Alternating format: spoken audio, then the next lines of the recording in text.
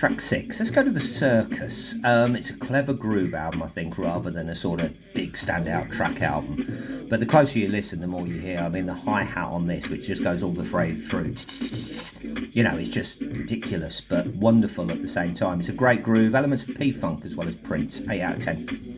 Track 7, Protection. The beat's sort of like a slowed down Billie Jean by Michael Jackson. Nothing really new to say about this track except I wish more music sounded like this. It's a little silly, doesn't take itself too seriously, and is very, very funky. 8 out of 10. Track 8, High School Reunion. I mean, that's a hell of an ear grabber as an intro. Probably the poppiest of the tracks, you know. Sounds a little bit like Example. Do you remember him from a few years ago?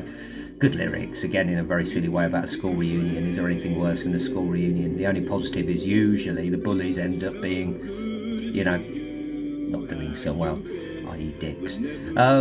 Usually, you know, karma, I guess. Anyway, I wish it took off a beat. I wish, you know, I really wish this is due a remix, but still stand out for me, and still a fantastic song, fantastic lyrics, and yeah, I'm going to give it a 10 out of 10. Track 9, Two-Way Street. It's a good old beat, that is, good old funny beat. You know, it could be JPEG Mafia even, or a sort of Tyler the Creator skit. You know, there is a real silliness and loveliness to it. It feels a bit off the cuff, this track. It feels a little bit incomplete, but in a really good way. A good idea rather than a full song, but again in a really good way. 8 out of 10.